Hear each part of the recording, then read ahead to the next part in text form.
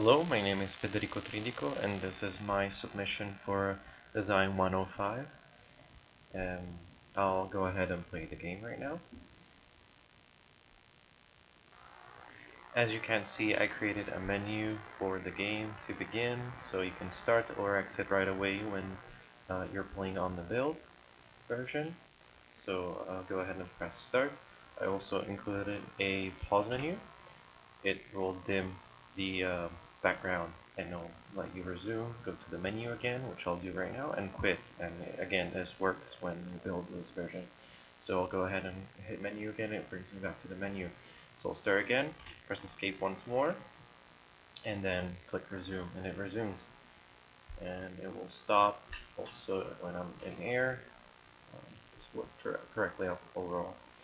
So in this game, the controls are WASD or arrow keys, which are recommended, and Z to jump. Alright, so I'll showcase the game. As you can see, I also included collectibles, so gems that you can collect, and they appear on the top left. There's a bunch of platforms you can jump onto. Jump is usually higher than the big platforms. And also I decided to include no friction on the ground because it would make the character get stuck if they would jump like here and kept pressing right or left depending on the position. So with this, it basically included wall jumping, which is kind of cool. I'll go ahead and finish the level now. Actually, let me collect for OCD. And oh, never mind. Also, oh yeah, also that should have been showcased. There is a respawn.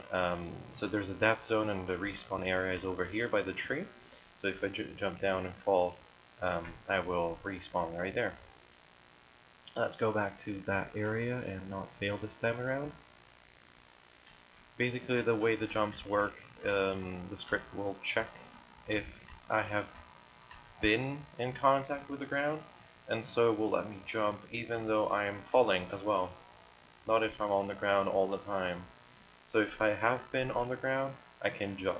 But if I have already jumped and not been on the ground, I cannot double jump. Now if I hit this door, then I will finish the game. It will display you win, and then after 3.5 seconds, it'll go back to the start menu. And that's it for the game. Now moving on to the scripts. Okay, so in this script, I will access the movement through rigid body. I have a boolean that lets me flip the sprite when I hit left or right accordingly. I set a player speed. I also call a float, jumping float. I include the animation in here as well. Check jump, as I was telling you about earlier, will check if I have been on the ground, and if I have, then it will let me jump. And there's a score and win state. Now, like I said here, this will check if the player was on the ground before jumping again. So basically, if I have touched an object tagged ground, which is pretty much all the platforms, then check jump will become true, and it will let me do another jump. In the start, I call it rigid body, also sprite render and animator, so I can also set the score to 0 at the beginning. In update, and this will let me jump pretty much. Like I said, it will check jump, and if I also input the jump key, then it'll make me jump. We'll start the animation for jumping, and we'll make the player jump. This one instead, it lets me move according to what key I'm pressing.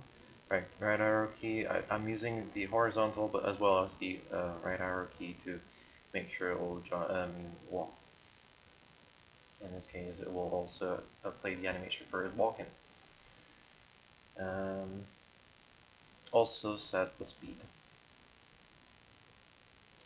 And the speed is fixed, so it cannot go faster than the player's intended. This here lets me flip the character according to the direction they're going, and if there's no movement, then the animation is walk in will go to 0. Finally, this here lets the flip actually happen, and this one here is the win state basically. So if the player reaches the door of the house, then this game object will not be active anymore, or so the player, and basically will trigger the winning state. Moving on to the camera. The camera is pretty simple really. It's set to just follow the player everywhere it goes and center it to his location. This script, it basically initiates the counter for gems that you collect, and it's set on the UI, so it will pretty much just register how many gems you've collected while going around.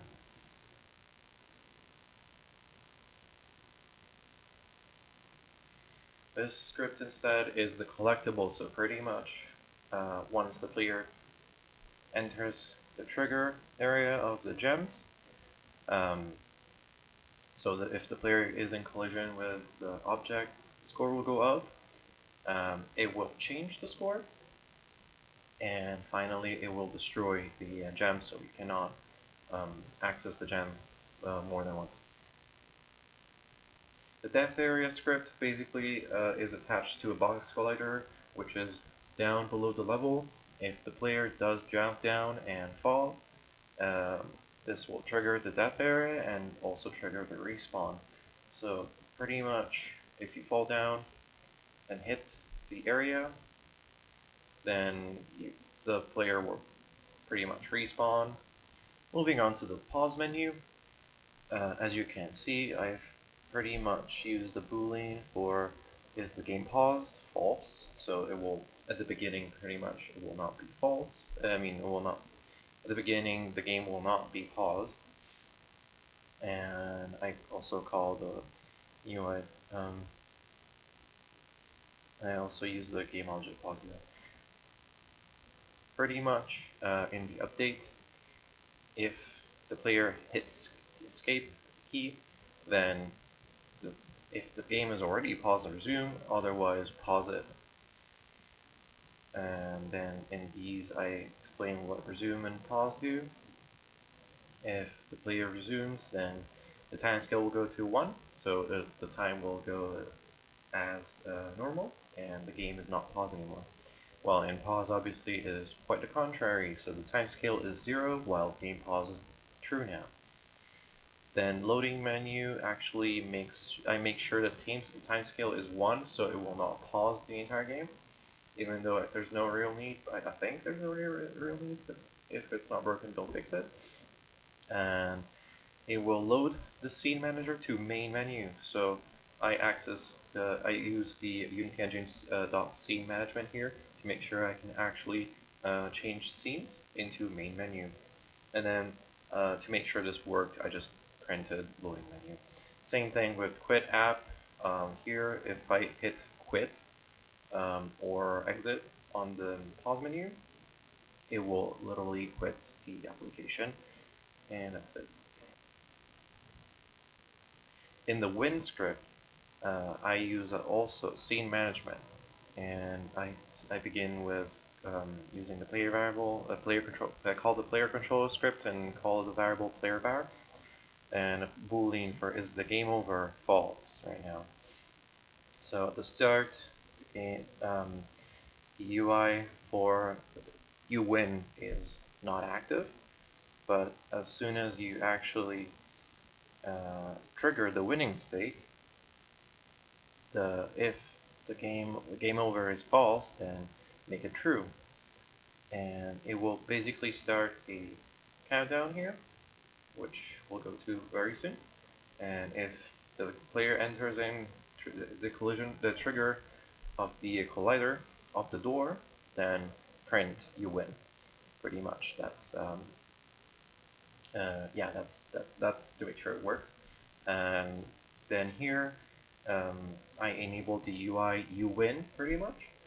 The text for you win, and then I actually start a countdown of 3.5 seconds, which will afterwards go back to the loading to the main menu. So when you win, like happened earlier, you just wait a minute, wait a few seconds, and then it goes back to the main menu, and the game can be replayed once more. Finally, in the main menu script, pretty simple really. Still use scene management. In the play level function, I load the scene level, which is the game, and finally I have to quit. The exit button, which I call quit app as well here. And yeah, again, it will just quit the application, and that's it. So I think I couldn't do is the scrolling backgrounds. Basically, what I had were backgrounds that looped around, and I had three. So what I wanted to do here is I put an array for all the backgrounds and gave all the backgrounds a value in the array, an order in the array, sorry. And as the player moved, basically I would move the background to the right or left according to their direction. And I tried to basically explain how to do it in the code, but what would happen usually was the background you would see would either swap somewhere after you moved a while, and then you couldn't, pretty much it wouldn't move anymore, or it would just keep moving weirdly. I don't know. I just couldn't get this to work. And finally, respawn zone script is empty. I'm not sure why I have it here. Maybe I just forgot about it, but it works without it, so yeah. That's pretty much it. So I'm gonna give credits to the people who made the sprites that I've used in this project. Kin and G made the night sprite sheet, which is free on the asset store, Unity. And finally, all the world and the background and the collectibles have been made by Ansimas in the Sunnyland pack, which is also free on the asset store.